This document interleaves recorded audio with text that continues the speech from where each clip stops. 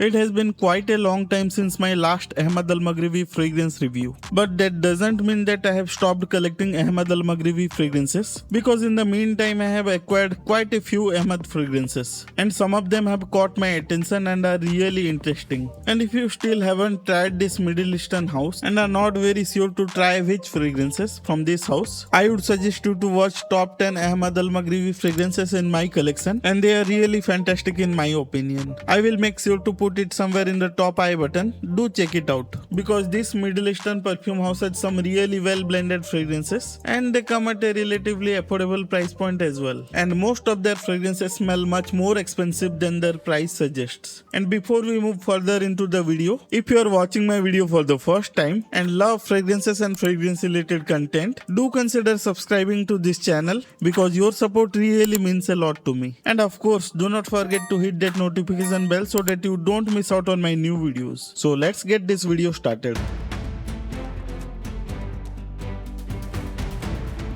I do have a few thoughts to share regarding the presentation and packaging. Let's begin with the outer paper box of the O clock. There is a golden colored clock motif on the front, and there is a Ahmed Maghribi logo on the top. And the rest of the sections are blank except the back of the box, where you can find all the necessary information along with the manufacturing and the expiry date of the fragrance. And then there is the hologram for the authenticity of the product. And now moving on to the outer covering of the Brulee. It's very simplistic compared to the O clock. It is just the chocolatey brown box, and then as usual there is the Ahmed Maghribi logo on the top, and at the back of the box there is the ingredient section and the manufacturing and expiry details of the product. Nothing fancy, just the usual business. While the packaging is very lavish, I am not a big fan of such large packagings. I mean to say it's absolutely unnecessary, especially with fragrances with entry to mid-level prices, to invest more on the premium packaging rather than providing fragrances at much better price to the consumers. There is a very thin line between a sturdy and good packaging and between the over-the-top packaging. And when we will get to the scent profile section of this video, I would like to expand on my statement and why I feel so. And now moving on to the box, it's really sturdy and the box looks very premium as well. And you slide open the box to reveal the bottle, and the box is designed in such a way that it stops right after revealing the bottle. So don't try to forcefully open the box all the way. The same box design has also been followed with the Brulee, just in a brown colored box. And at the side you can see the Ahmed Maghribi signed onto the box. Nice little touch there, and looks really cool as well. The design language of the box is extremely similar to the O clock, and you open up the box just like the O clock as well. You slide it open from the right side and it will reveal the bottle. You will also notice that there is a pull tab, and once you pull it up, the bottle slides out of the silhouette and then you just use it. Let me pull up the O clock in that way. Since the bottle is out, let's take a closer look at the bottle as well. The glass has kind of a ribbed design, looks a bit like the fluted glass, and the frosted finish gives it an ice-like appearance. By the way, both of these fragrances come in extrait de parfum concentration, and in many cases Ahmed Maghribi have higher concentration in many of their fragrances. I will be discussing about the performance later in this video. Honestly, the white finish looks a bit more premium to me than the golden one on the Brulee, and if the golden color had been done in matte finish, I feel that it would have looked much more superior. But to each their own. Designs are entirely personal choice, and your choice may entirely differ from mine. The glass has the same finish, but this time it is not frosted in nature, and it has that amber tint to it. So let's move on to the spray test. Although these are pressurized atomizers, these ones are not as good as the Blue Oud, but still I would rate them a little higher than the normal ones. There is little to no complaint about the packaging, so for both of these fragrances they get a 9.5 out of 10. But as I earlier said in this video, the packaging might haunt these fragrances in the final score when I will take the price into consideration. Now moving on to the most important section, the smell of these fragrances. Let's begin with the O clock, because I think that most people will be interested more in this fragrance since it utilizes the very popular DNA of Jean Paul Gaultier Ultra Male.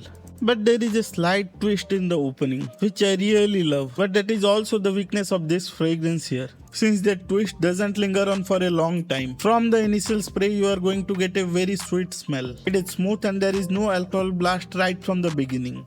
It begins with a fruity, fizzy top, but instead of the pear note that is found in the Ultra Male, I think the Eau Clock utilizes the apple note. And what differentiates it from the Ultra Male is that there is an effervescent quality to it, like a fizzy sparkling water. This smell is accompanied by a hint of citruses, but the citruses are very minute and fade away very quickly as well. You will also notice that with both of these fragrances, when you spray them on the skin, your skin will feel a bit oily and there will be a noticeable sheen on your skin. And it is totally normal since it comes in extrait de parfum concentration. There are also some floral elements in this fragrance, but I am not able to pinpoint those exactly. But I do get a hefty dose of lavender from this fragrance, and that gives the smell an aromatic character to it. And when it dries down, you will get a ton of vanilla from it. So no doubt it is a very sweet fragrance. So is it a clone of Ultra Male? Absolutely yes. And is it very good? And once again I have to say yes. But are there any options available out there? And that's where the main issue lies. Because there is another fragrance from the Afnan, it's the 9 PM.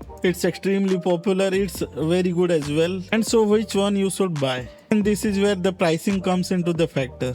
If Ahmed Al Maghribi would have done some cost cutting on the packaging and would have priced somewhere between 1800 and 2000 Indian rupees mark, then they would have an absolute winner in their hands. Since this is not the case right now, you will have to decide among these two which one you should get. Both of these are fantastic options in my opinion. And now moving on to the Brulee. Some people have compared it with the Perfumes de Marly Althaïr, but I don't think that it is a clone of that fragrance. There are some similarities, but there are a lot of differences as well. And when I spray them side by side, I could easily detect the differences. And even in the air, there are a lot of differences as well. If you are looking for an Althaïr clone, simply get the liquid Brune. And now to the Brulee. It has that caramel sugary opening along with a touch of coconut. It's not the kind of fresh coconut, but feels like more of a chewy coconut dessert with little bit of chocolatey and milky undertone to it. I do not detect any orange notes in the air, but when I sniff it up close, I get little bit of orangey notes, but it is very faint in nature.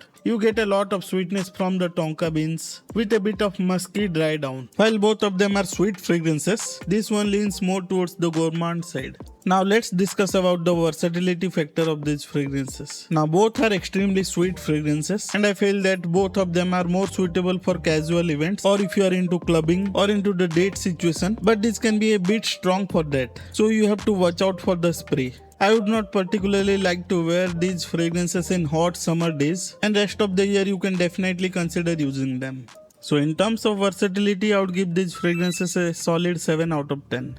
And moving on to the performance aspect of these fragrances. Both of them are very good in terms of performance, but the Eau Clock is more so. I get a strong projection of 1.5 hours from the Eau Clock and moderate projection from the Brulee for an hour. And in terms of longevity, if you spray on clothes, you can easily get 10 plus hours of performance. Or should I say longevity. The Brulee is little less than the Eau Clock, but you still get 6 to 8 hours of longevity with the Brulee. So the Eau Clock gets a 9 out of 10 and the Brulee gets an 8 out of 10. Now combining all these aspects along with the price and smell, I would say they deserve an 8.5 out of 10. If the prices would have been a bit lower, if they could have come with simpler packaging, they could have scored 9 or even higher easily. And if you took anything value from this video, do hit that like button. And if you are new to this channel, consider hitting that subscribe button as well. So that's it for today's video. I will meet you all in my next video.